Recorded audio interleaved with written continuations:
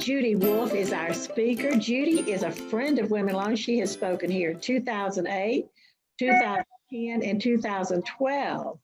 And we're delighted that she's back today. She has her BS from Mercer University, or BA, I should say, in psychology and religious studies, and then a Master of Divinity from Emory Candler School of Theology. She was an associate pastor at Birmingham Methodist Church in Alpharetta for 10 years. And then for 10 years, she worked on the oncology staff at Children's Healthcare of Atlanta. And she is a certified therapist in grief counseling and has all those letters behind her name. So she is certainly well qualified to speak with us today. She is a mother, and are you a grandmother, Judy? Grandmother of 8. Oh, grandmother of 8. And about to be a great grandmother. That's great. Well, we are so happy to have Judy with us today to speak with us. And what we're going to do is she will speak, and then we will see at the end of her speaking, we might take a very short break, and then we will have Q&A. So make little notes of anything you want to ask her, and feel free to ask anything. Yes. This is an intimate program. Feel free, don't be embarrassed. And then she has a wonderful slide presentation, just 3 or 4 slides that are reminders of things we can do at the end. So you don't want to miss any of this. We will be through by noon, so you can go on with the rest of your day. So now, Judy, we take it away, as we say. Oh, thank you, Carolyn. I thought, what an unbelievable thing you all have at Agnes Scott Alumni, and the ways that Carolyn has shaped that. So I'm so grateful to her. Learned so much. I loved coming to be in the group several times, but I'm so grateful and honored to be here today. We, as Carolyn said, usually are in a circle, and I love being face to face with you all in a circle, but it does allow for some of our out of town guests. So I'm grateful for that reason that we're on a virtual group today. But 2020, I think, will go down in history as one of the toughest years any of us have ever had. So the topic today not only was the time of all of this time together around holidays that are coming up for some of us, and the fact that COVID has entered our world. I don't know how all of you feel, but if I were in a circle today, I would probably say, and you might do it here on screen, just take a good long breath. Just breathe. I don't know about you, but I see a lot of people in the grief field every day, and most of them are tired, more tired than they've ever been. If you all have experienced that, and I think we're all muted now except Carolyn and me, but just flag a hand. Are any of you tired of what's been going on? Or shake a head. Yeah, it's been very, very wearing on people. Not only what we've all been through, because COVID has, Carolyn, did you want to say something? Someone doesn't have a picture. I was going to say to text Steve. Okay, go ahead. Sure. If any of you need to talk to Steve while we're here, and with anything that's wrong with your the picture, please do that. Feel very free. Let's just relax. I'm going to relax because it's different not seeing you in person and getting to hug, say hi differently. So I want you to feel so comfortable. Please, please, to ask me anything, to ask Carolyn something. Our precious Ron is on, and he has done this so many times that I don't think he'll object if you ask him something. He's freshly in a situation of being widowed. But if you're tired, it's because grief is tiring. That I didn't know, that grief is just plain work. There are grief theorists that abound. There are all kinds of theories on what grief was like. But if you've held the belief, and I'm not trying to take it away, but you might look at grief from a different vantage point than stages. we gave an award through the group that I'm with, which is an international group called the Association for Death Education and Counseling. We gave an award certainly to Elizabeth Kubler-Ross for her work in the grief field. She's the one that came up with stages, but she did her work among dying people. They had very predictable stages that she could monitor as she went around with her medical students to interview, and not interview, but watch what was happening to the dying people. And there were predictable stages. But grief work, with all the theorists, one is held today to be almost it's not a good word probably for some of you for me to say, the guru of the grief world, but that's what he is. William Worden is highly held because of his ways of framing, or his way of framing grief.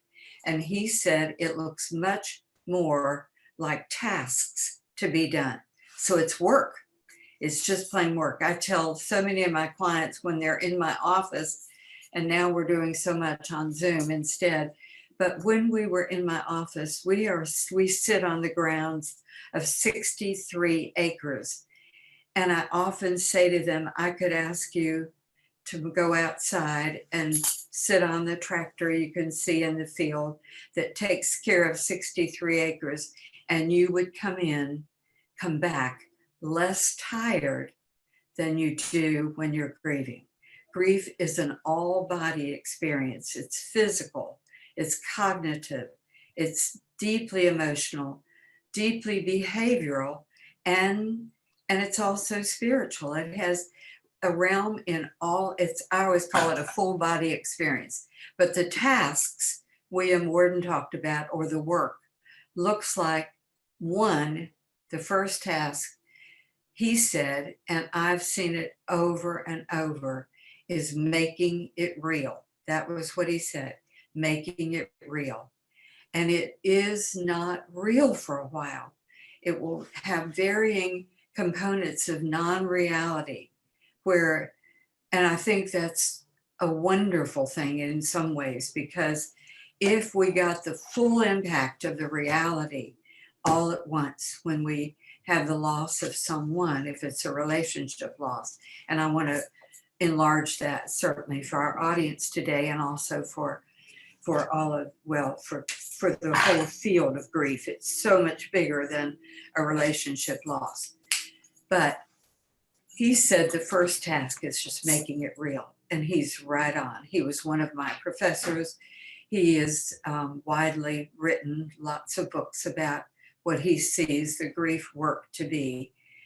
But the second task, which I think is the most important one, and Carolyn, tell me if my voice drops or it gets where you can't hear me or see me or something, let me know. I can see you, yes. Okay, good. The second task is the one that often people want to do, I say, an end run around, and it's experiencing the pain. Second task is experiencing the pain. And you might say, well, Judy, good grief, we've experienced the pain since we had the loss. But often we don't go toward it. We're afraid to go toward it, I think. This is autobiographical, but I did that for a long, long time. I could do that easily with my busy life as a minister's wife and 3 children under 5 years of age. And so I did not go toward the biggest loss I had at that point, and did not even think about that being something I needed to do, to go right slap toward it. And if for you that's too painful, please forgive me for even saying that. But grief always has its way in us. If we aren't aware of it, it is happening underground. And grief that gets buried is buried alive. That doesn't feel good, but it is buried alive. And it lives itself out in some ways that are very, very important that we face. It was 25 years later in my training that I faced that loss that had occurred 25 years before. And I'll always be so grateful. And you say, why would you go back, Judy, to grief that happened that long ago? Because not to often left me having some ways that it lived itself out, sometimes in depression, and I'm not putting all the depression there. It can be so many other things, hormone loss, etc. But for me, that would often live itself out that way, or anger that gets hidden or sent underground. Anyway, it's so important to go toward the grief. It will show up in relational issues. It shows up in our children, in children's lives. And I hope I'm not saying something that has no relevance right here for us, but I hope it has relevance, because we have not only children, adult children, some of us, but grandchildren. And our children in our society are being they have, I think, grief has not been attended well with them. And we're seeing more and more results of that when pain is placed underneath. Like a client that would say this to you that I've seen, that said not helping her child with some of the grief has left this child very ready to suicide until they got help.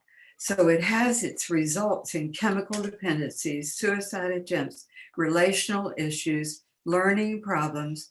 And it's certainly not the reason for all of that, but we need to help our children grieve.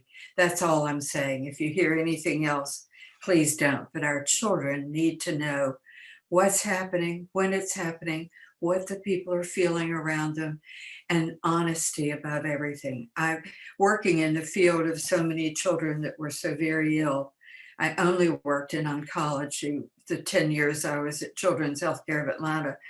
And the children can bear honesty. Trust me on that one. What they can't bear is dishonesty or half-truths.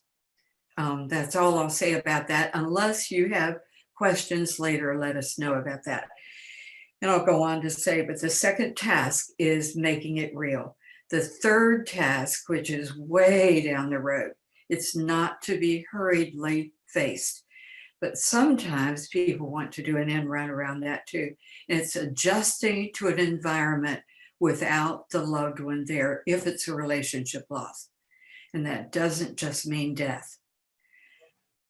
And then we go to the fourth task, and that's sometime a long, long period of time, but reinvesting in life.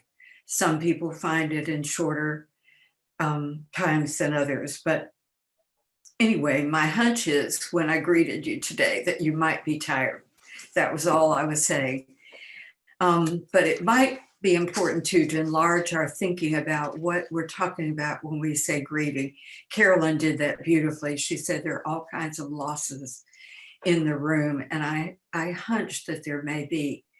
And if it is a relationship loss, I think one of these others, or more than one of these others, will also be a piece of the relationship loss.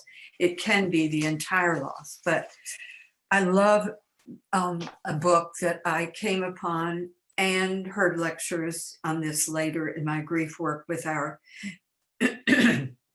Association for Death Education and Counseling.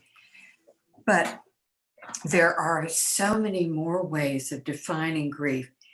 I love Dr. Philip Statler, I believe it's Philip, but it's Stadler, I know, said that any change that impacts the way we do life calls for grieving. Any change that impacts the way we do life calls for grieving. And so that can look like so many things. It will account for irritations that you may say, oh, that's so ridiculous, Judy, but irritations like even planning, this is so minimal, I know, but it was big to me. Planning on a best friend coming in from out of town. I've been planning for probably 3 months. She's a best friend from high school, and I forgot to tell her that she could have come in today. That would have been a great connect with all of you. But she was coming in today. And so when her children, because of our age, she and I graduated together, her children said, Mom, you can't do that right now. Their state has turned red in COVID responses and infections. And Mom, you'll be stopping at gas stations. She was going to drive, did not intend on flying, and called this week and told me she couldn't come. And that sounds so minimal, I know, but it was a change. I was looking so forward to her. And for a moment, I felt, oh no. And I know that that statement is true. Any change that impacts the way you do life calls for grieving. And though it be a small one, a very small one, I was impacted by it, and so is she. I didn't tell my husband, I hope this is funny to y'all, but it was to me. I did not tell my husband that she canceled on Tuesday because he was into doing so many tasks that I just didn't tell him until yesterday. And my brother threatened days ago, he said, I'm going to send him a small text that just says, when did Marlene let her know? I thought, don't you dare, don't you dare. But anyway, any change can impact you. And here are some of well, I'm making an assumption that many of you have a relationship loss in the room, but COVID has been its own kind of grief. It is a change for all of us. For some of us, we haven't been able to see our children. For some of us, we haven't been able to visit grandchildren, especially if they're out of town. And I think Carolyn would vouch for that it's so hard. We have 2 doctors in our family, and they have been very, very cautious for my husband and me. They are very protective of us, and they live the furthest away, which is only Peachtree City, and you're going to say, good grief. But they have been cautious, and we haven't seen as much of them. And they have 3 of our wonderful 8 grandchildren, 7 of whom are boys, but 3 of them belong to them. And so we're missing them, and we're going for Thanksgiving, and we all have to go by my daughter's office and be rapid tested before we come. And that's okay, even though rapid testing, we know, for COVID is not as good as it might be. But there are all kinds of reasons that COVID has. I would love to hear some of your thoughts on, if we were unmuted, about how it has personally affected you. But it has. It is its own kind of loss. But let me define, because of a book that Mitchell and Anderson wrote called All Our Losses, All Our Griefs. Carolyn, I've lost your face. But I'm here. There you are. Okay. And if any of you go away, I won't be offended, nor will I call out someone left. But Mitchell and Anderson did a good job with this, and it did define it somewhat differently than I'd learned in school. But by and large, it encompassed all of the grief. And I think some of these griefs are within not only COVID, but they're definitely within the relationship loss, if that is what you've had this time. But one of them, the first one that they listed, was material losses. And I never, ever thought about that as a category of loss until I read their book. And it was all the moves you've had and all the homes you've owned. And that is definitely, not definitely, I think it's a huge part of people saying, don't do anything if you've had a relationship loss for a limited time period, only because you sometimes double the loss with another loss. Moving can be a loss. Even when you plan it, you want it, it can be. Think about the moves you've made. When I was a young girl, my father was a builder, and he loved to move us often. I'll just say often, when a house sold, someone offered him money on a home we were in, or the many places he built. So material losses can be serious. One day at Children's Healthcare, for example, one of our chaplains came in and she lost her ring that morning coming into work. And think about what some of those material items may have been. It encompasses buying power. I hope I said it the way you can hear it, buying power. So COVID for so many people has shaped buying power.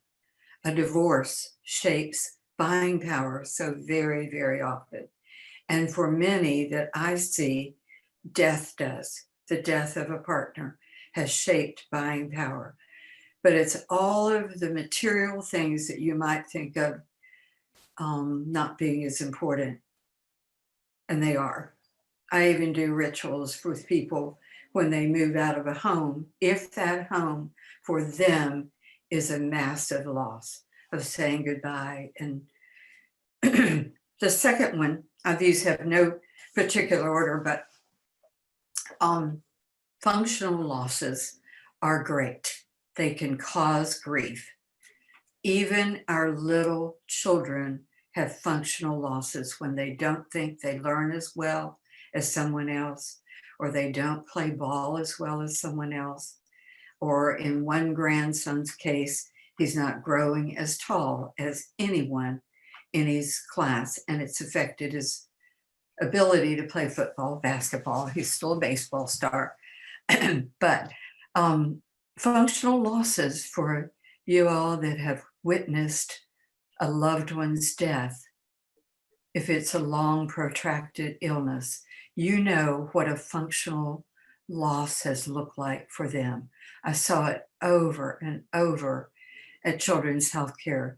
The loss not only, and it's another category, and I'll get to that later, of systems, but the loss of their functioning and having to not learn, or not being able to often be in school and learn like others were. We offered school, but it wasn't the same. And we've seen some children who've endured that, and teenagers and moms this year with their children who are being homeschooled. I don't know if any of you have gone through that. I have grandmother friends that have helped with this particular loss for their children because their learning has been delayed. Anyway, I won't belabor that, but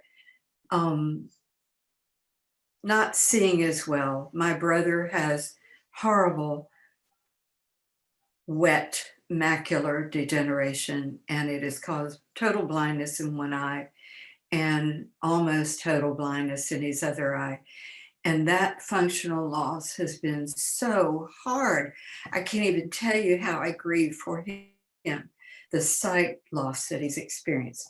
Another loss, the next one, and again, they're not in order, but systemic losses are great. And that's usually a part of a relationship loss. Some of the systems change. I would see it even when a child left our care at Children's Healthcare. They left this group of people that they were accustomed to being with.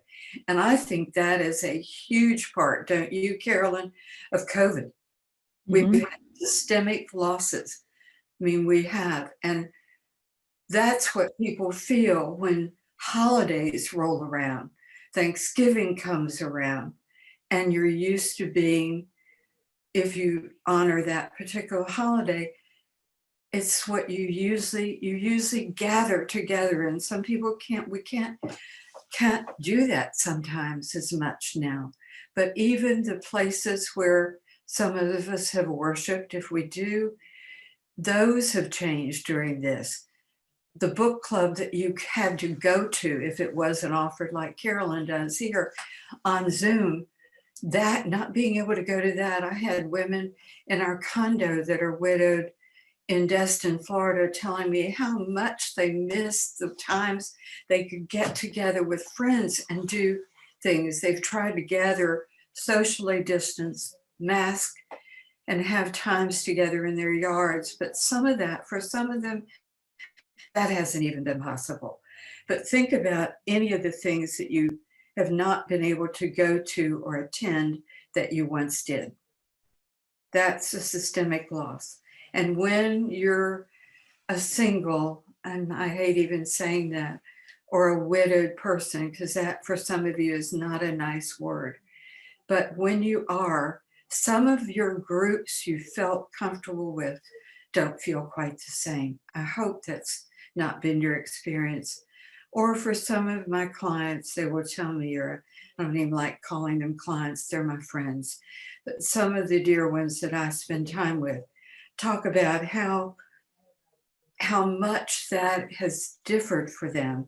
And I totally lost my squirrel then, so forgive me. Well, I'll get it back. It will come rolling back around. But that's one of my well, it isn't yet one of my functional losses, but thoughts do. That is a functional loss. Thoughts disappear more readily. But just all the ways that systems matter. Our families are systems.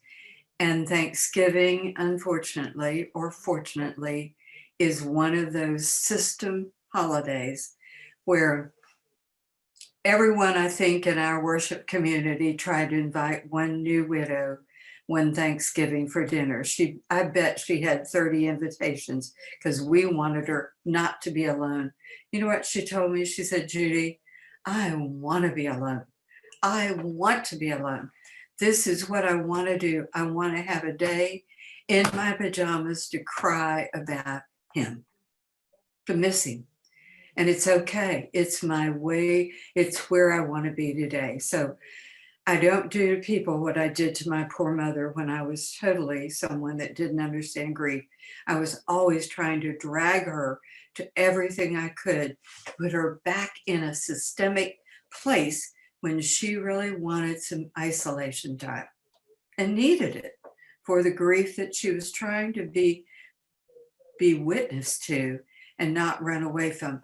I was the one that was running away from pain for her, and that was not my place.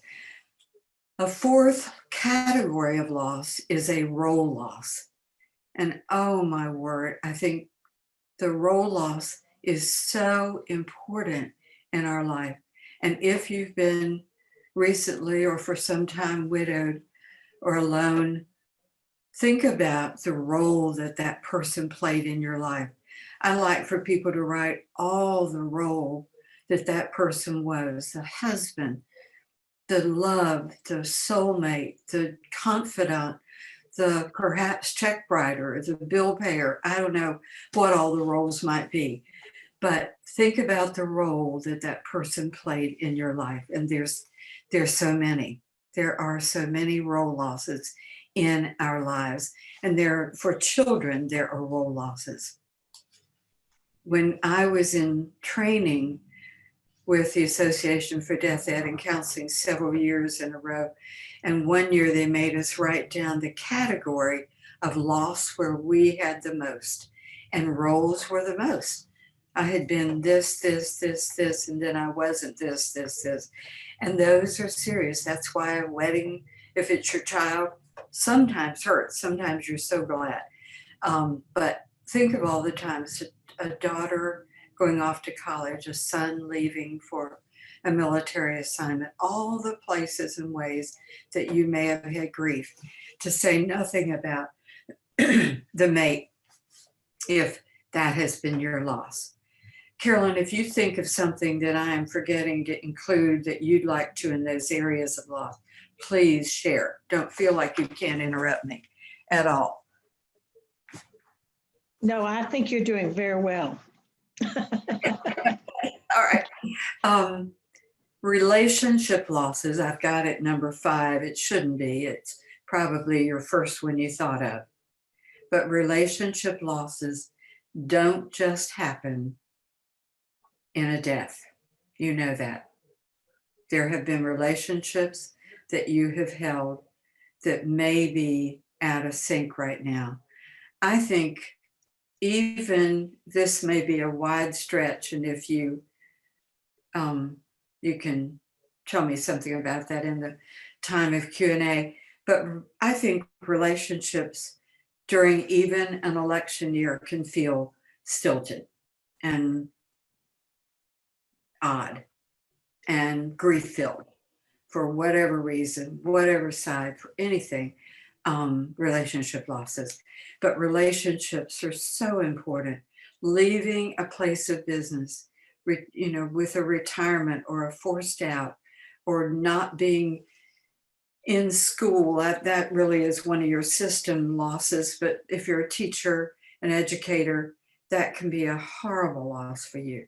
Just think about it. I mean, I'd love to hear some of you just popcorn thoughts in there about different ways that relationships change, but they do.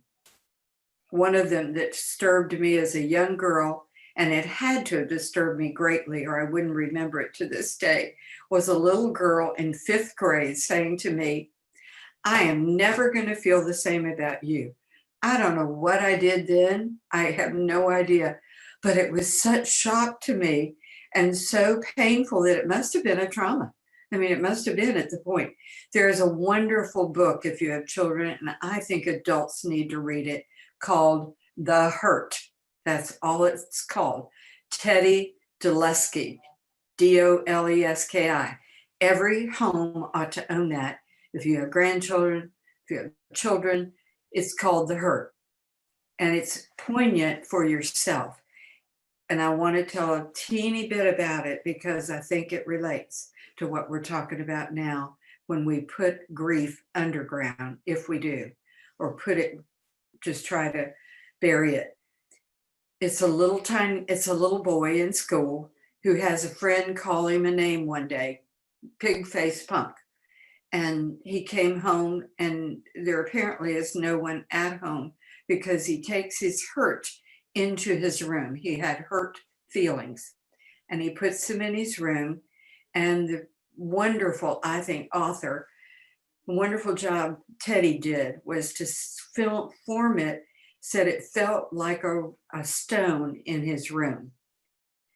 And he just placed his hurt there. And a few days later, his father came home and said to him, "You tracked mud all over the entrance here today. Why didn't you clean that up?"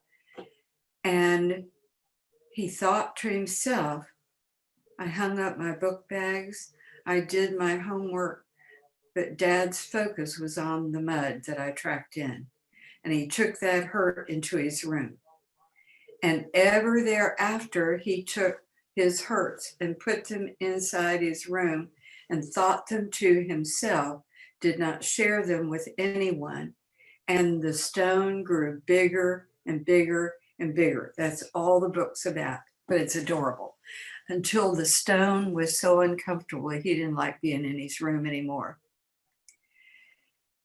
And he didn't want his dad to help him clean the room like he always did because he was afraid Dad would see the stone. So he came out one morning and he merely talked to Dad about his friend Gabrielle. Justin said, "is no longer my friend. He's not my friend anymore." And his dad said, "What? You love Gabrielle. He was your good friend." And he said, "You had some great times with him, didn't you?" And he said, "Yeah, I did, but he called me a name." And he told him what he called him. And they sat and talked. They just talked. And Dad gave him some ideas about everything from, "I hope you'll always share with me when you have a hurt," to, "you could always call him a crooked-eyed creep." Everything. And he went into his room. This is the gist of the story. And guess what? I mean, you know what I'm going to say. The stone was this small. And then he had nerve that same afternoon to go outside and bravery enough to tell his dad, who was cleaning the car, about what happened the day he told him about the mud being tracked in.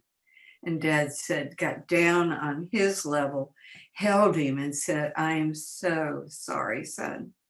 You are such a fine son. I'm just so deeply sorry," and talked to him about it.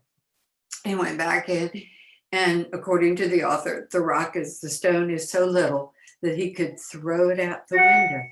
And he said sometimes the rock came back, but he learned what he could do to keep the hurt from being large.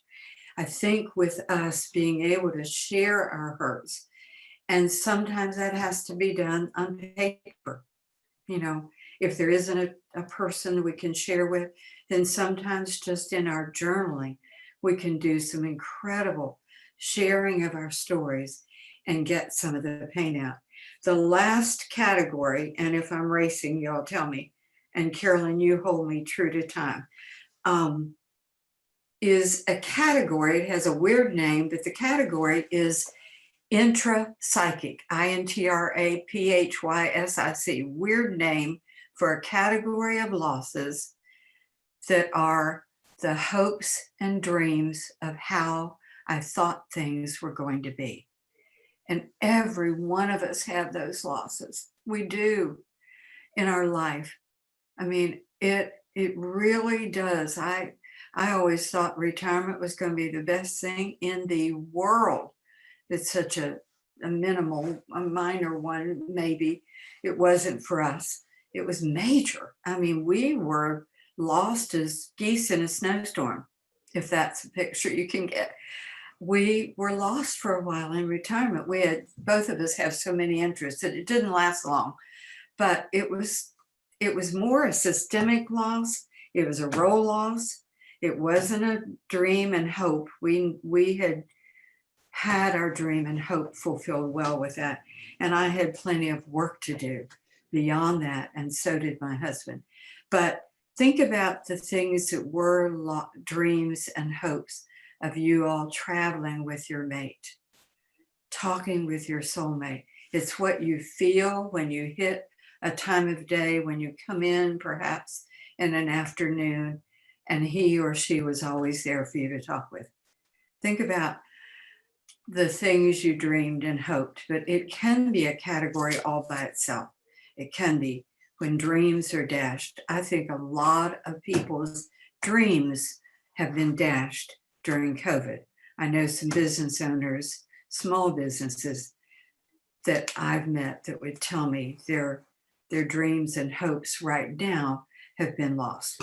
So I hope that enlarges grief for us. And what I've used it more to say in my work has been that no loss is a singular one. Usually it has fingers in many other areas, but it also means that if Carolyn and I both had the same relationship loss, say, she and I could never say to each other, I know exactly how you feel, because we won't, based on some of these other categories, if that communicates at all for you. I hope it does. I hope it helps enlarge the field. Let me think for a minute. But COVID, as I said, is a grief all by itself. And I want you to write in Messenger if you feel like it, or for our talk later, what some of the things you've seen that it embraces. What it's also had in the mental health field is domestic abuse is up. I would never have dreamed that, but it is. Substance abuse is on the rise. Sobriety issues have not been as easy for some of my clients if they were in recovery programs. Burnout has been up. Job loss is certainly up. Financial instability is up. Loss of control, the feelings of control, the health of a loved ones might have been compromised. Our son-in-law, who has helped be there on the front line in medicine, own brother-in-law died. I know that's confusing. Brother-in-law, but died of COVID, and it happened so fast. And many of you know people that have lost their lives during this. So some of our loved ones' health has been compromised. Our daughter said that one of her patients came in, 94 years old, And he literally did a dance when he walked in the door the other day. He was in good health. So when he came down with COVID and had pneumonia, Jody was very, very fearful because of his age. She was terrified for him because he was so elderly. But he ended up with pneumonia and hospitalization and intubated. But he came in dancing the other day and said to the whole place, "You all thought I was going to die, didn't you? You did." And he said, "And I fooled all of you." And he said to Jody, he gave her so many accolades that she didn't need or deserve, she said, because it was a practice of the right kind of medicine, but he was in good health. A 44-year-old patient just prior to that had not lived. So some of us have watched that. And one of my clients she for months couldn't see her mother in an assisted living. And many of you have gone through that or stand outside glass to watch her. I put weight gain is up. I mean, none of you may have suffered with that, but I have the 15-pound COVID spread, and I am not a happy camper about that. But anyway, there are lots of things that have happened with COVID. Mom's trying to homeschool. And so our child abuse is up. It is. Some people have not been kind to 4 children in the home, all of a sudden vying for one computer. Trying to protect children who have compromised health has not been easy. Panic is up. Sleep issues are up. Depression is up. I'm seeing all of the gamut in counselings, and I would love to hear all of you. I would love to. Carolyn, what else do you think might be another COVID response that we ought to put on the table? Well, I think you've covered so many things. Yes, I have one. Bill wants to say something. It should be inconsequential, but it is not. And it is the effect that it's had on sports. Games are called off. You don't know if you're going to have a game. You don't know if you're going to play. You don't know if your kids are going to be sick. You don't know if your kids are going to live. My husband, as many of you know, spent his life in the world of sports and coaching and all that. And he is saying that this is such an impact on sports and kids that have loved their sports, and it's been such a high point of their life. And of kids in college that go there on a scholarship, then they've postponing and canceling their games. These are aspirations and goals and just plain fun. Just plain fun is being taken away. Things that we enjoy, like going to the movies. I always love to go to the movies. You can watch a movie on TV, but it's fun to get your popcorn and sit in that big theater, and fun to go to a football game and cheer for your team. And it's the loss of those activities that just give us pleasure. Amen. And for the college players, it's life and death. okay, and for college players, it's like life and death because they think it's their occupation and their future very often. And I'm sure that's happening in other professions too, other than sports, that opportunities are being lost. And I know our grandson graduated from the University of Virginia last May. And it's such a big deal there to walk across the lawn that Jefferson started, and planned, and get your diploma. And he didn't get to do that. And our granddaughter didn't get to go to junior, senior prom. Things that we all remember growing up, graduations, proms, weddings, funerals, those activities that are really markers in our life that have been taken away. So I think what we want to talk about too is really how we cope. Yes. And how do we go on with our lives and our hopes and our aspirations. I keep saying to myself and to Bill, this is going to be over, but it just keeps getting worse. Like right now, it is getting worse. And we've got to get this thing under control because our businesses, our sports, our fun things, there's so much that is not going to come back until we get it under control or we get a vaccine. And all of that's going to take time. So I guess one of the things we're going to have to learn is patience, which has not always been my strong suit. But patience is a virtue, I've always said. But we have to learn patience, and we have to learn to compensate and find other ways, just like Zoom has been another way, a compensation, a way to be with our friends. And so I've gotten to where I really look forward to Zoom events because I feel like I'm going out into the world and seeing people.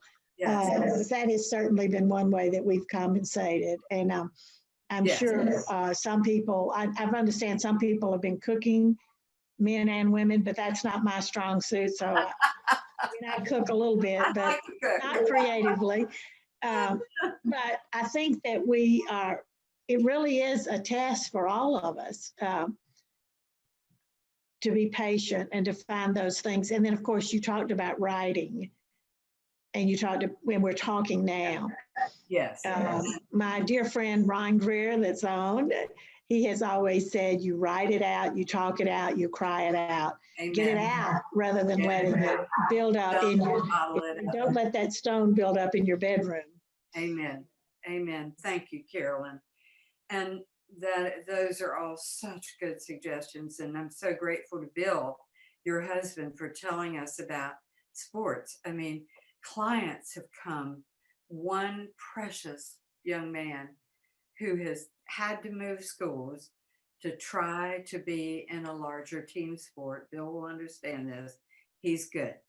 And he always played on private teams because he was private school. And he changed schools.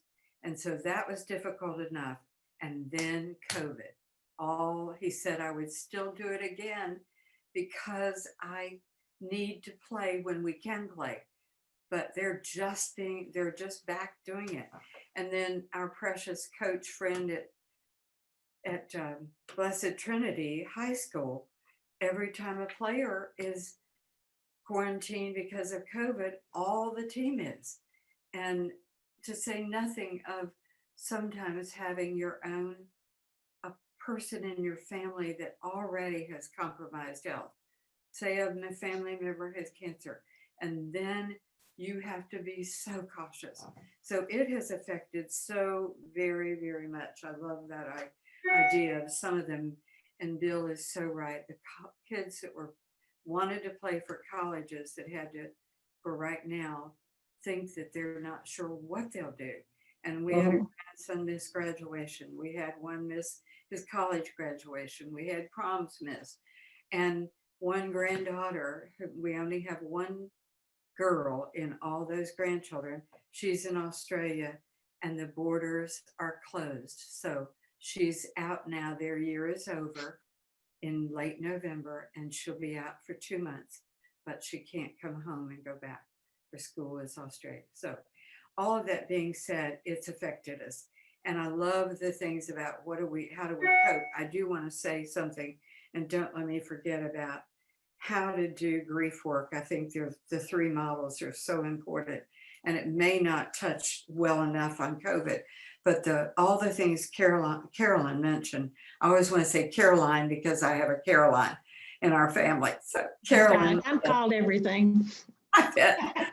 Patience and self-care will be so important during this too, to give yourself those times where you have self-care involved, and that may not look like nail appointments or hair appointments. I'm not saying that. I'm just saying, what can I do today?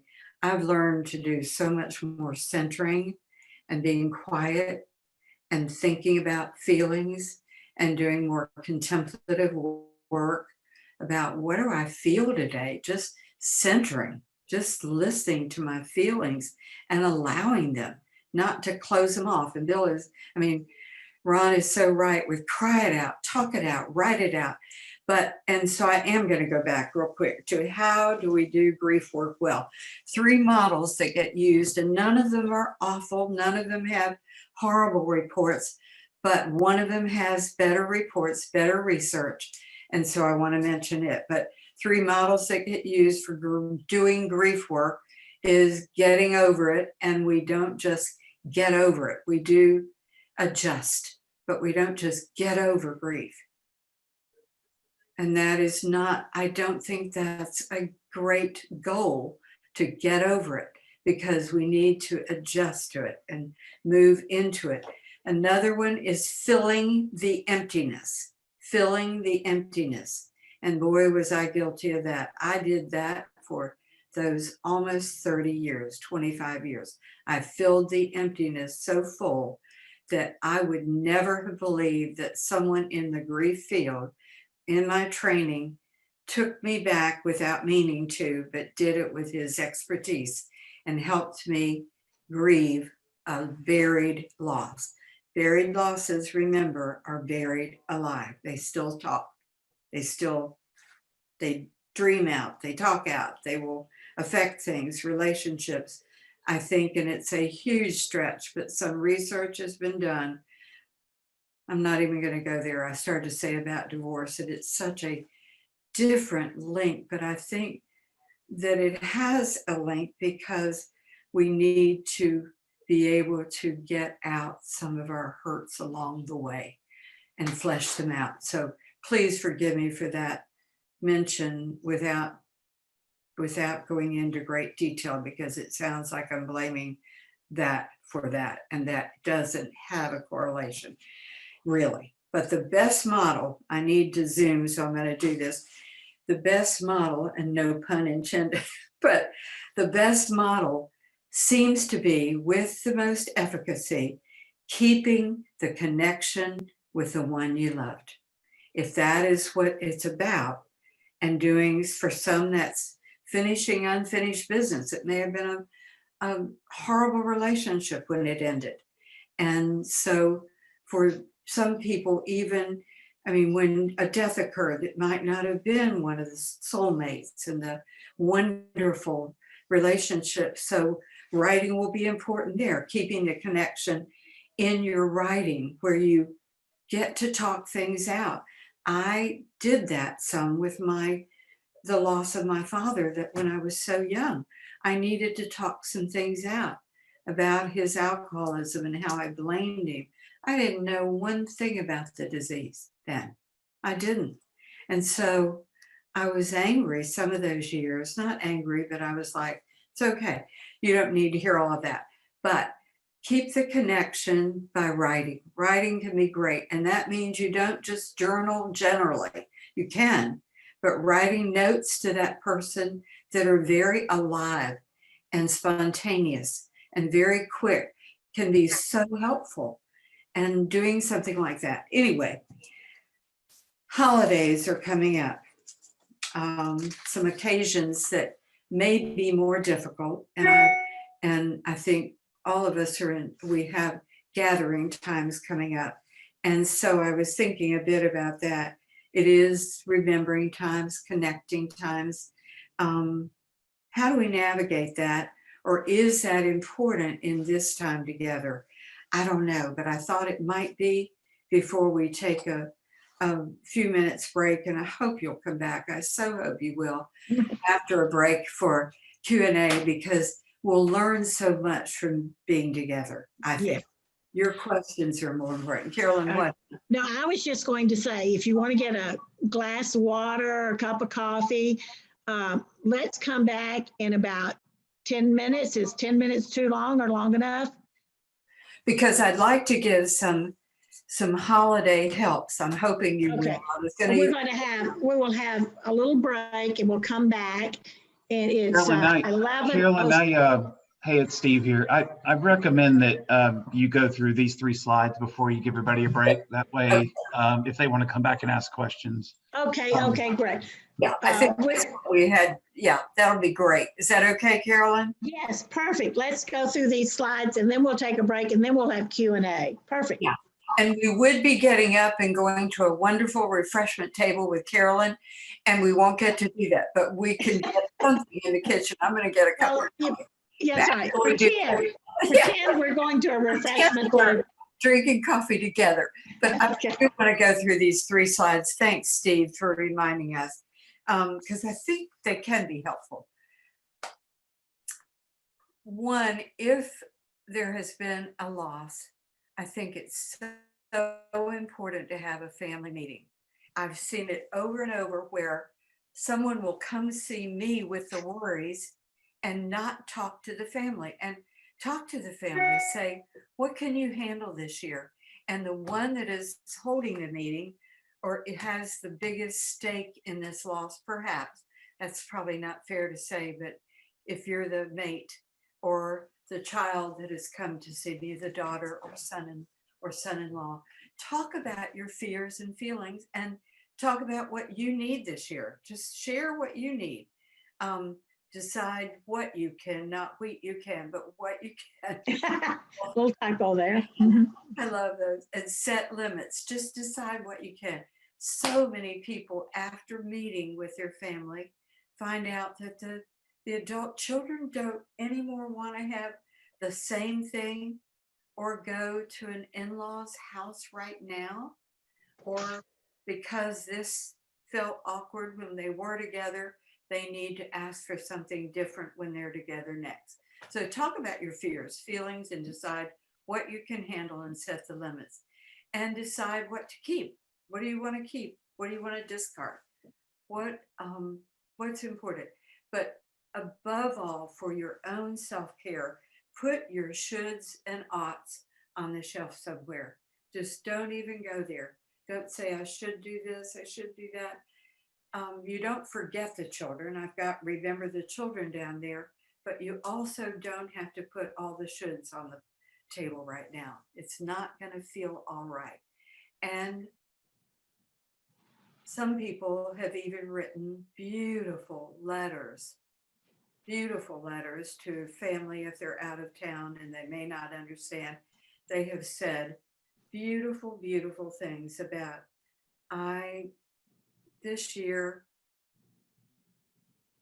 we won't be a we because she's not here. And so I would like to do whatever. Can I get you anything? No, I'm good, sweetie. Thank you. But do a letter if you need to, if it's more comfortable than you telling all of your friends and family what you want. But anticipate triggers and grief as you work on anything. These are triggers, and grief has been defined so many ways, but I love the idea of grief and triggers. My brother calls them bombs, but grief triggers often look like waves in an ocean. Waves are predictable. They come in, and I'm going to have the timing wrong. If any of you are science teachers, forgive me, but they happen every 22 seconds or something like that. I'm not a science teacher. Waves are there. But waves, if you've ever been on the beach and you don't see them, they're there, but they're underwater. And some days in grief feels that way, like it's one of those underwater griefs. But sometimes, I've been at the beach so many times when the waves come in and they will knock you down, or the red flag's up and you know you don't go near. But anticipate them as you're doing it and allow them. It's good stuff. Grief takes us somewhere. It's a passage. It's not a dead end. What is a dead end is when we say, I don't feel that. I'm fine. FINE has a good acronym in the grief field called feelings internally held but never expressed. I'm fine. Fine is usually not what you're feeling. Remember the children if they're in your family. And don't grief, avoid, or isolate unless you're like my friend Margaret, who said, Judy, I need to on this holiday. This Thanksgiving, I need to be alone. And be kind to yourself. Let yourself off the hook, whatever you do. Practice kindness toward you like you do the other people in your world. Steve, I'm ready for another slide. Thank you. Journal can help you to have starters. I don't know if you need a starter, but when I think of Christmas without you, and just write it personally to the person, it will have so much more depth for you, and it will go toward your pain better than just writing about Christmas without him, Christmas without her. Crying, tears take us somewhere. They always, always do. I love if it is doesn't mean that you don't that you have to cry. There are intuitive grievers and instrumental grievers, and some do all their grief work in their brain. There's Doka and I'm not giving someone credit that I was taught by, but they did some wonderful work on the various kinds of grief. I mean, how you do grieve, and they put them in instrumental and intuitive, and they're very different. And it's not gender specific. Some women are the intuitive if the intuitive is one that wants to do it all in the brain. And some, I mean, it's just not gender specific. Some men are very able to touch their tears, talk. You may need to remind others, though, that it's okay if you talk about my loved one, because they may try to avoid it thinking they're going to make you cry. I always say to someone, tell your family that they can't make you cry. But if they're talking with you and you cry, they have just shared your grief. And that's a beautiful thing, that they have allowed you to express what you're feeling. And that's wonderful to be able to share. But sometimes you'll need to remind your friends. You'll need to tell them that it's okay if you talk about. And remember, almost everyone tells me the dread is worse than reality.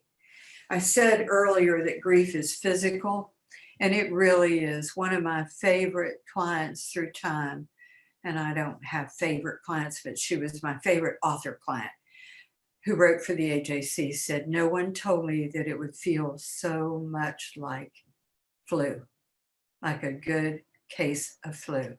I was sick most of my time grieving. And she taught me a lot. She also had a hole in one day on the golf course, and she said I sobbed. It was a wonderful thing, but he wasn't there to share it with. And he loved that. And another woman said, I finally dealt with his clothing, and I gave most of it away. Some do it quickly, some don't want to do it for a long time, and none of it has a mandate. All of it is okay to do it the way you want to do it. But she said, I will never give away the tuxedo because we had too many wonderful memory times with the tux. Okay, the dread can be worse. You'll probably feel worse on the days leading up to it than you will perhaps on the birthday, their birthday, your anniversary, whatever. I don't know that, but sometimes that's true. Steve, will you do the next one? Thank you. Rituals can almost always help us restore balance. I love rituals. We were made to do that in school. I remember building a ritual around my father one day, and it was him. It was just him in his building profession.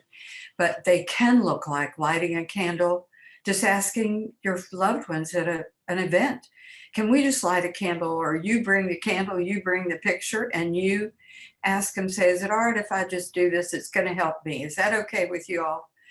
Share memories, or you can ask ahead of time. One of my clients wrote the letter and said, that particular gathering was miserable for me because he was never mentioned and it was an elephant in the room.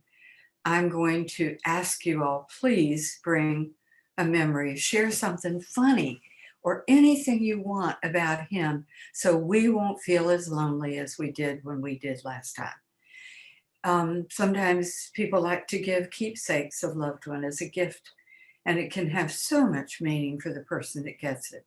There was a girl at Children's Healthcare that I adored, And in her dying days, she gave all of us a gift that she treasured for us. It was just for us. Some people plant a tree, a bush, a garden spot. At Emory University, at the Pitts Library, we planted a tree outside for Jim Hopewell. And it's the Jim Hopewell tree. And many of us sat under that in ensuing years because he was a beloved professor there. And then for children, sometimes something that won't destroy our land. I'm not saying it right. I can't think of the word, but wish lanterns are ecologically sound.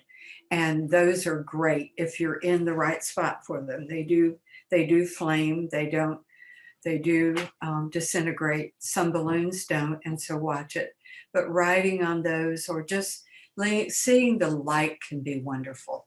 Some people love to visit the cemetery. Some people hate visiting the cemetery. Do what you need to do or want to do for yourself. I love doing a hardback book of memories for your family members. I say that, and I know that one of our greatest treasures is my brother-in-law's book that the children did of him and all the ways we loved him. And she did a Shutterfly book with things that we said and wrote and gave, and it was beautiful. It's just been very meaningful. Donating to something in memory or just telling stories, cooking their favorite food. I can't do Christmas without baking my mom's cookies. And people that heard me speak sometimes in gatherings knew that a ritual my father had was Russell Stover's candy. I don't necessarily love it. I love some other brands better, but I want the box of Russell Stover's candy because it's my daddy. Anyway, those are just a few things that may or may not help, but I hope you'll come back for Q&A time. I really do. And get something you love to drink, eat, whatever you need to do right now.